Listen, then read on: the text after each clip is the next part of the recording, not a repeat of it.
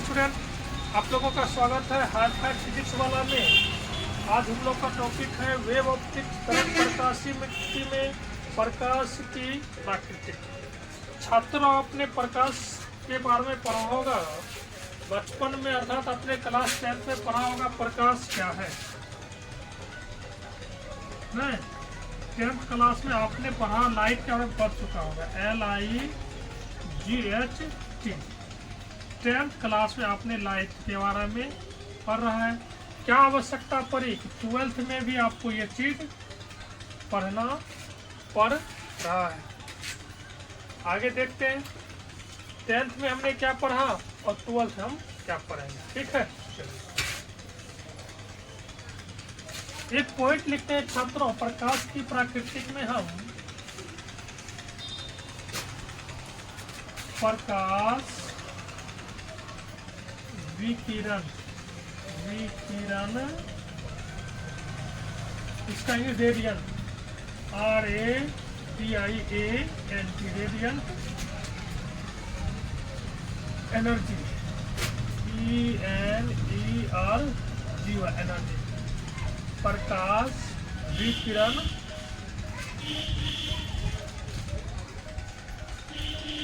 ऊर्जा का एक रूप है।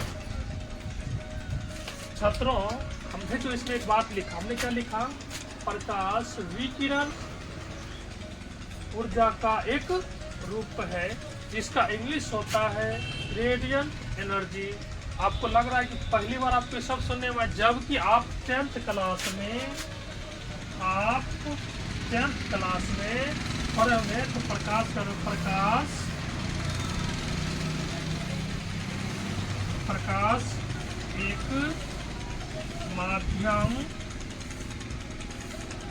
माध्यम है जिसकी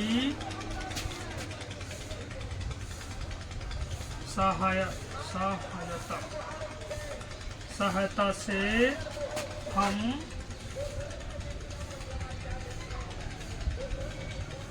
किसी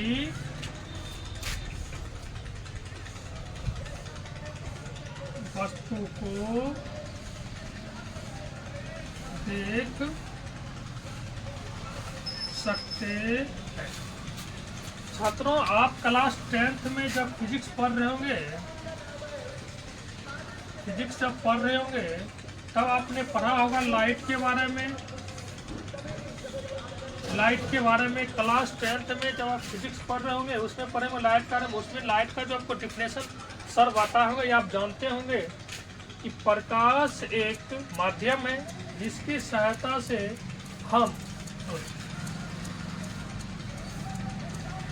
हम किसी वस्तु को देख सकते हैं।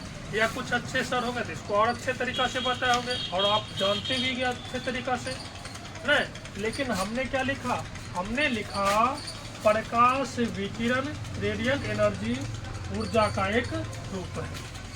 नहीं, अब एक सवाल आ रहा है कि सर ये जो हम 10th में पढ़े थे सही है।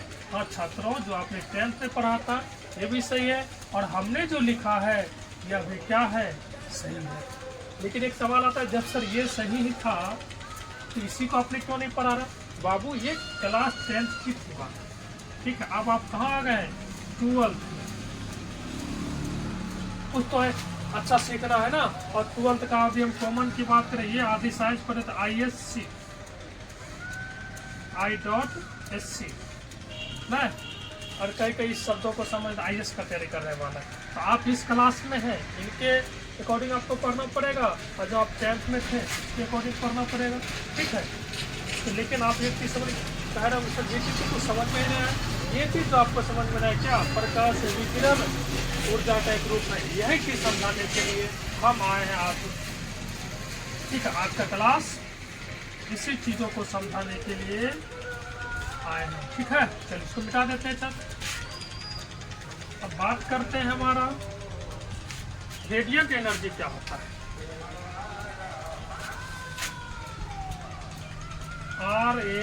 RADIANT radiant energy. ENERGY, energy. और इसकी हिंदी की बात करें तो हिंदी होती है इसका विकिरण, विकिरण ऊर्जा। ठीक है, कुछ समझ में नहीं, लेकिन इसका समझ में कब आएगा, जब इसका अर्थ हम बताएंगे। देखो इसका अर्थ निकालें, इसका जो अर्थ होता है, इसका अर्थ होता है दीप्तमान,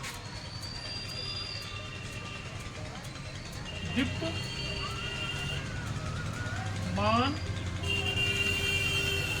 ऊर्जा। छात्रों, रेडिएंट एनर्जी जिसको हम हिंदी होता है विकिरण ऊर्जा, उसका जो अर्थ यदि बात करें,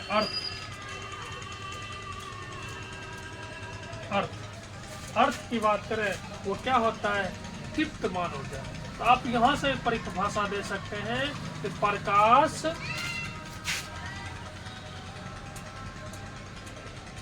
आप यहां से परिभाषा दे सकते हैं, प्रकाश वह ऊर्जा है जिसे हम देख सकते हैं। वो भी सही होगा, क्या बोल रहे हैं हम, आप ये भी डिफिनेशन दे सकते हैं, प्रकाश एक ऊर्जा है जिसे हम देख सकते हैं। अरे वो तो आप बचपन एनर्जी पढ़े होंगे, एनर्जी एनर्जी नहीं, अपने पराकार करने की क्षमता को क्या कहते हैं, ऊर्जा कहते हैं, वो अलग है, यहाँ अलग बात कर रहे हैं। आपको हमने क्या देखा, रेडिएंट एनर्जी, इसका हिंदी क्या होता है, विकिरण ऊर्जा, और इसका अर्थ है क्या निकल कर आते, दीप्तमान ऊर्जा।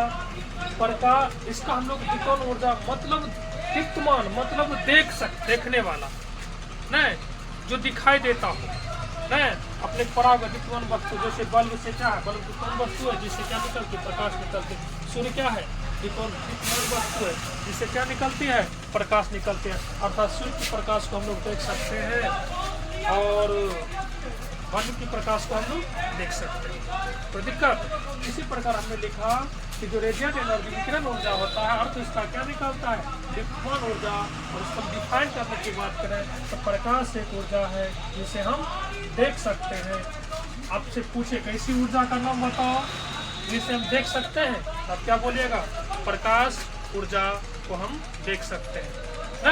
ऐसे पहले आपसे क्वेश्चन पूछता कोई ऐसा ऊर्जा है जिसे तुम देख सकते, तो क्या कहते हो, नहीं, हम किसी ऊर्जा को देख नहीं सकते। लेकिन आज के बाद आपको एक चीज पता चल गया, एक ऊर्जा है जिसे हम देख सकते हैं। ऊर्जा क्या है, प्रकाश की ऊर्जा। तो दिक्कत अब सवाल आता है, तो इसको और डिटेल से बताएं। चलो छात्रों, इसको और डिटेल से बताते हैं, लिख सकते हैं, दीप्तमान ऊर्जा एक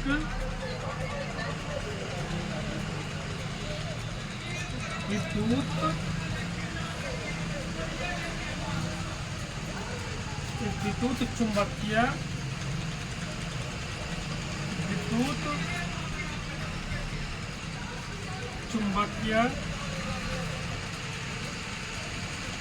तरंगों की ऊर्जा है जो विकिरण विद्युत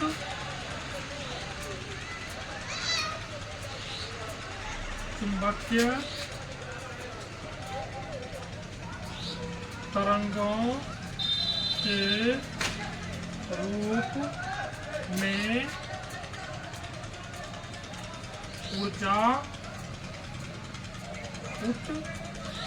उत्सर्जन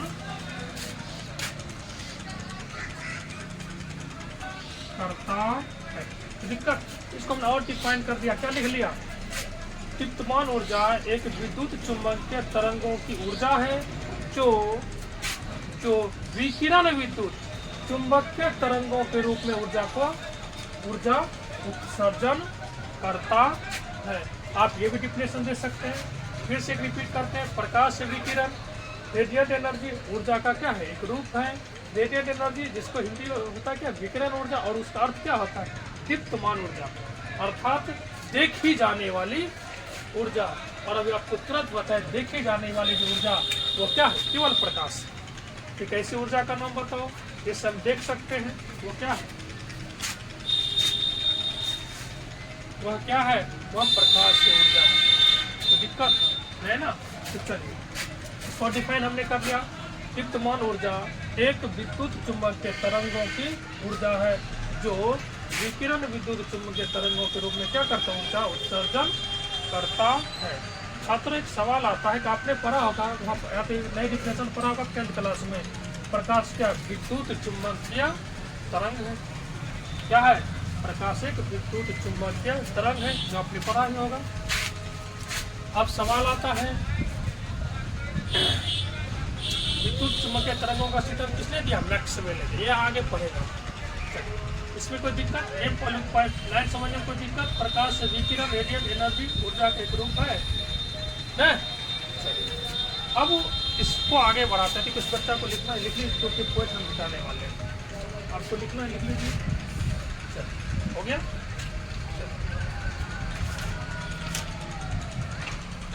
हम मिटा देते हैं छात्रों।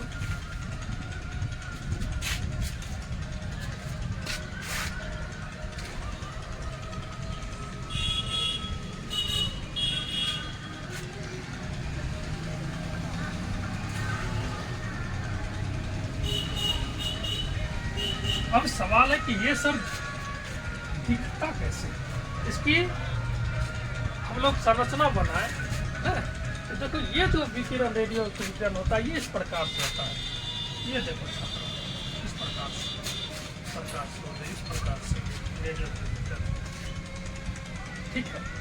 और इनमें से कुछ भाग हम लोग रेडियो RADIO रेडियो वेव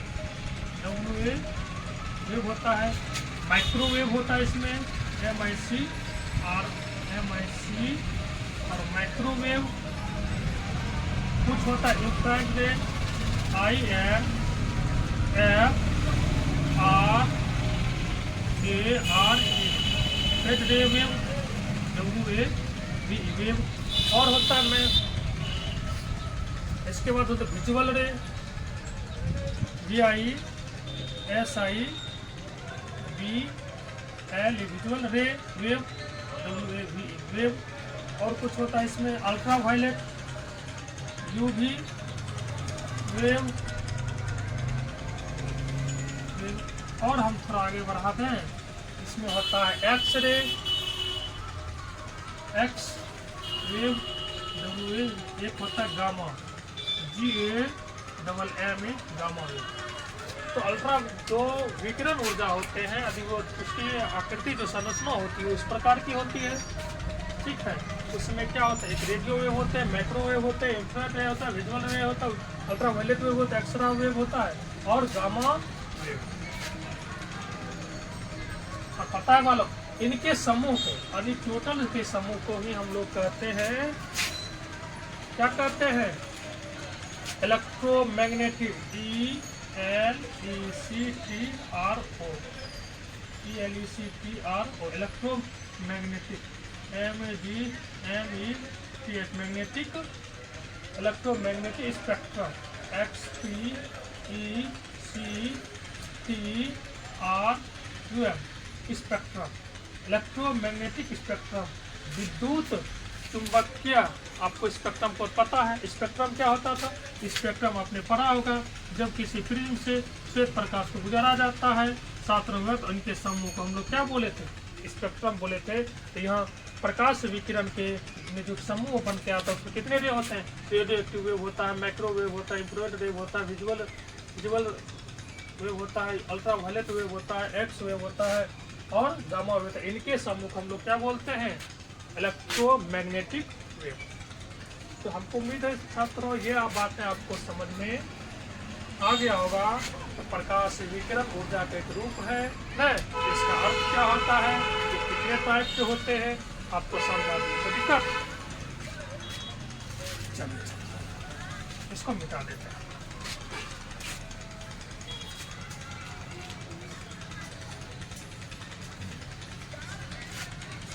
हमने अभी केवल प्रकाश के एक ही गुणों के बारे में पढ़ा है, जो उनका है प्रकाश विकिरण, ऊर्जा का एक रूप, केवल एक। अब दूसरा हम यदि बात करें तो हम कर सकते हैं प्रकाश सभी माध्यम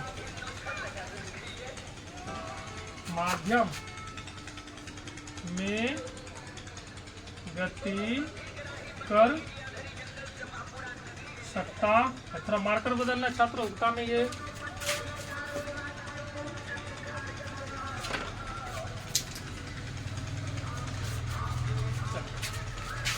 गति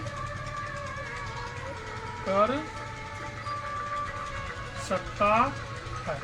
क्या लिखा हमने? लिखा प्रकाश सभी माध्यम में गति कर सकता है। बिल्कुल सही है, प्रकाश सभी माध्यम, प्रकाश निर्वात में भी, प्रकाश सघन में, द्रव्यमात्मक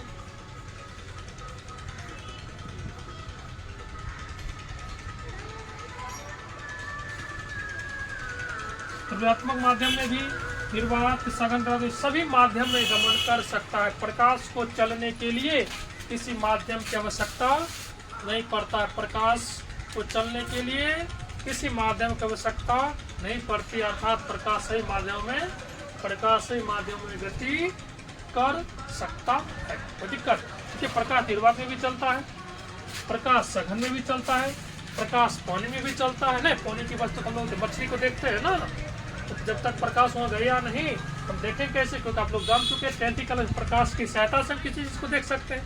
चलिए, तो प्रकाश निर्वात सघन सभी माध्यम में चल सकता है।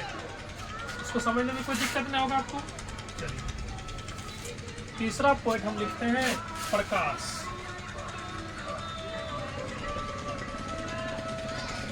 प्रकाश सीधी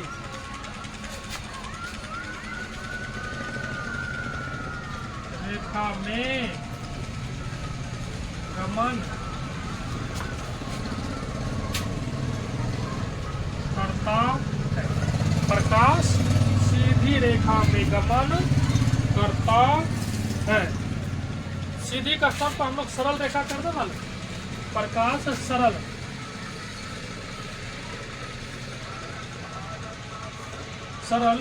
रेखा में गमन करता है। अब कोई बालक ये आपसे पूछे कि हम नहीं समझ पा रहे कि ये प्रकाश सरल रेखा में गमन कैसे करता है, तो देखो बाबू, जो आपका छाया जो बनता है ना, आप देखते हैं जब आप किसी पर धूप पड़ता है तो आपकी आकृति आपके किस साइड में बनता है? राइट साइड में बनता है ना। वो आपका क्या कहना, जिसे हम यहाँ से मेरा छाया बन रहा है ना बोर्ड पे, ये साइड किसके कारण? प्रकाश सरल रेखा में गमन के कारण। जो आप लोग समझ देखते होंगे चंद्र ग्रहण का रंग ना, चंद्र ग्रहण लगता है ना, कभी तो सुनते हैं कि माघो फाग में क्या क्या वो जब जानबे करते हैं, पंडित जी बोलते हैं चंद्र ग्रहण लगा है, सूर्य ग्रहण लगा है, वो सब किसके कारण होता है? वह प्रकाश सरल रेखा में गमन करती, इसी के कारण होता है। ऐसी घटनाओं से स्पष्ट कर सकते हैं कि प्रकाश जो है किस रेखा में गमन करते ही, तो सरल रेखा में। तो आपको पूछ सकता ऑब्जेक्ट में बोता वाला तो प्रकाश सरल रेखा में गमन करती, इसकी कोई घटना बताओ, तो आप बता सकते हैं प्रतिबिंब का बनना, मतलब छाया का बनना, शेडो का बनना, प्रतिबिंब छाया का बनना। दूसरा आपको क्या बोले? सूर्य ग्रहण का लगना, चंद्र ग्रहण का लगना, ये सब क्या है? प्रकाश सरल रेखा में गमन करने की घटना है। ठीक है, अगला हम लोग पढ़ते हैं प्रकाश का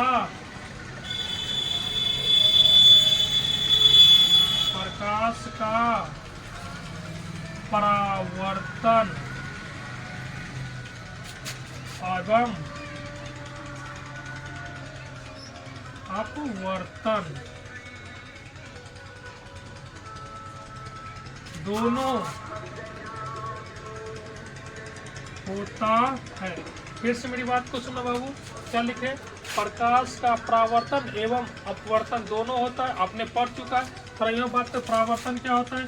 जिस माध्यम से प्रकाश आई उसी माध्यम में चला गया, इसको बोलते हैं प्रकाश का परावर्तन। और यदि यदि प्रकाश इस माध्यम से मान लो ये निर्वात है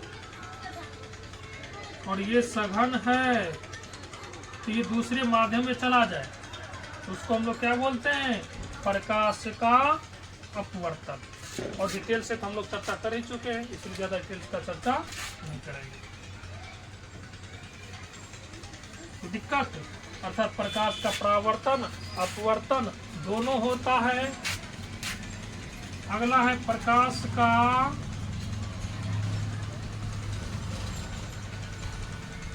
व्यतिकरण।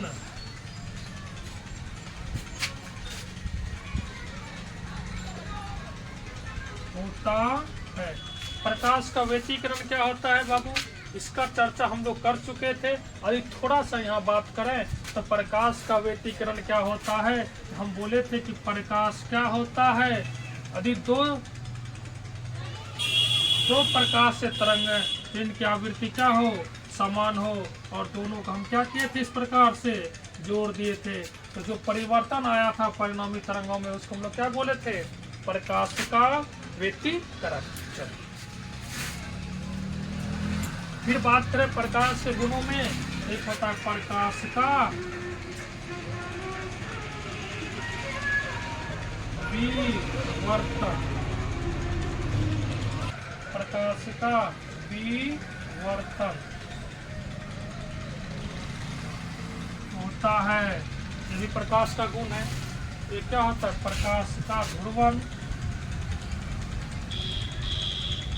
प्रकाश का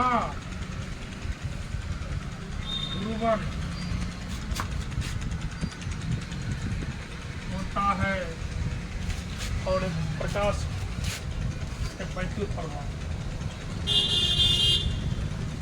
प्रकाश का वैद्युत प्रभाव। देखो छात्रों, नए विवर्तन हमने पढ़ा, प्रकाश विवर्तन नहीं पढ़ा हमने, प्रकाश का ध्रुवन नहीं पढ़ा। देखो प्रकाश का जो ध्रुवन होता है बाबू, देखिए आपने देखा होगा सूर्य की प्रकाश इतनी तीव्र होती है, उन्हें हम अपने नग्न आँखों से सीधे नहीं देख सकते हैं। उसे देखने के लिए किसकी लगाने पड़ता है? चश्मा लगाना पड़ता है ना। और आपने देखा होगा मोदी साहब को, देखे मोदी जी को, उनके पाछे में जो दो गार्ड होते हैं वो सीधे देखते, उनको ब्लैक कलर का चश्मा पहना हो रहा था। उसका कारण यह होता है कि बाबू कितनी तीव्र की प्रकाश उन आँखों में पड़े, फिर वो किसी वस्तु को देख सकता था। तो वो प्रकाश का क्या कर देता है? ध्रुवन कर देता। हम सीखेंगे प्रकाश के ध्रुवन में, ठीक है, प्रकाश का किस प्रकार से ध्रुवन होता है और हम नग्न आँखों से प्रकाश को क्यों नहीं देख सकते हैं। फिर आता है प्रकाश का वैद्युत प्रभाव। देखो प्रकाश का वैद्युत प्रभाव क्या होता है, एक लाइन हम चर्चा कर देते हैं बाबू प्रकाश के वैद्युत प्रभाव का। तो प्रकाश जो होते हैं कुछ पदार्थों पर जब पड़ती है, कुछ पदार्थों को, सभी पदार्थों पर नहीं, जब प्रकाश कुछ पदार्थों पर पड़ती है तो उसे इलेक्ट्रॉन का उत्सर्जन करते हैं। किसका? Electron, ELECTRON। इलेक्ट्रॉन का क्या करता है? उत्सर्जन करता है। इन्हीं घटनाओं को प्रकाश का वैद्युत प्रभाव कहते हैं। इन्हीं घटनाओं को क्या कहते हैं? प्रकाश के वैद्युत प्रभाव कहते हैं। और छात्रों